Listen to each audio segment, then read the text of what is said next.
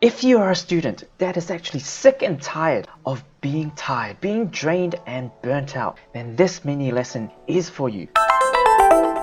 So today we're going to dive right into this topic of a complete guide to burnout. So when we actually had this topic, introduced to us, and I think first of all, it was back in medical school.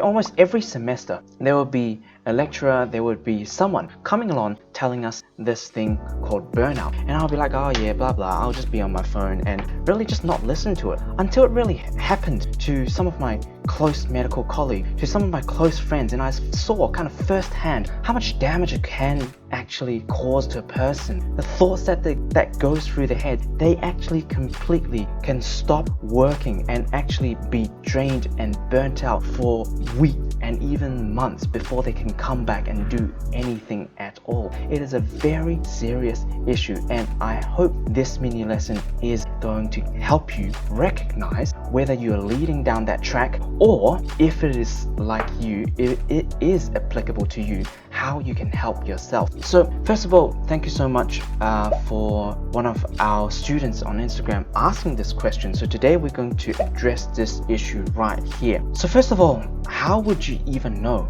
that burnout is happening to you? It is quite a kind of a silent killer, really, because it might be happening to you, but you might not know that it's happening to you. So call this the trinity of burnout. What is really happening to you on a physical level, on an emotional level, and what you would do at a behavioral level. So first of all, thinking about the physical things that can happen to you and your body. You might feel tired and drained most of the time, lowered immunity, you have cold sores, you might get sore throat and cold a lot of time, you might have a lot of headaches and change in your appetite and your sleep habits as well. So physically, things start to change, your body starts to change, and this is over a long period of time happening to you most days as well. Then next, we talk about emotional. What can it happen? What can burnout happen to you at an emotional level? You can have this constant sense of failure and self-doubt, feeling of helplessness. You feel detached and alone in this world, loss of motivation, and becoming very cynical. That happens to a lot of people as they progress to burnout, and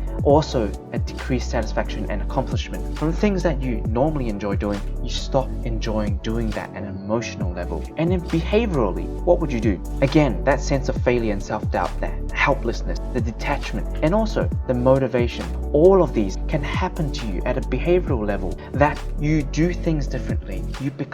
You show up to school late, or you completely just stop working at all. So this is what I really call the trinity. These are the kind of signs and symptoms you need to start recognizing if this is happening for you. Then secondly, I'll talk about this analogy about studying in general. I really never look at it as a 100-meter sprint. A lot of people look at this, they would go hard for days or weeks at a time. They would be studying 6 hours, 7 hours a day, and they would treat it as a sprint. But I really advocate my students to treat this as a marathon. You need to have a sustainable study habit every single day, so you can do this sustainably and happily as well as you enjoy this race, this journey to the end. So what are kind of the solutions if this is happening to you? I'm not talking about the symptoms above here. I'm not talking about it's just happening to you sometimes, a day or two. It happens to all of us. We think negatively sometimes, we feel unmotivated. But if this is happening to you almost on a daily basis, then these solutions you might need to try out. First of all, understanding the concept of the big concept behind the solutions I'm talking about is that we need to understand anything in study or even in life is consisting of this formula of our input, and this input over time yields a certain output. So for example, your current study habit as your input, if you multiply that over time, it yields an output of maybe you're achieving poor grades, maybe it's achieving this loop of a potential spiral down to this burnout phase. So if you never change this input phase, this output of yours of getting poor grades, not having free time, and reaching to this burnout state is not going to change because your input never changed, and it's just multiplied over time, and you're going to get the same output repeatedly and predictably every single time. So first of all, we really need to look at your study habit, your study efficiency, which is the number one thing we talk about inside Study Smarter Academy. And in our Study Smarter monthly mastermind. Every single month, we talk about ways to improve your study efficiency, build a better study habit. If you haven't checked it out, check out our bio and learn a little bit more about the topics that we actually talk about every single month. To improve your study habits, to improve your study efficiency, you need to stare down at your habits right now to see what is working and what isn't working. Because if you don't change your input, your output will never change. First of all, doing that. Secondly, if you are a person that is constantly being surrounded by this negative energy field, right? People around you are always blaming, are always kind of gossiping, always transmitting all this negative energy around you, then the likelihood of you becoming a negative person and releasing or absorbing all this negative energy is much greater. So you need to evaluate who are the people that you want to spend more time with and remove yourself more to actually spend more time with these positive energy, so you actually have these positive thoughts as well. This is so important, and I don't want you to overlook this exercise. Look at who is around you. Who are you spending most time with? Are they a negative person, or are they actually positively supporting you? And see if you need to change this input as well.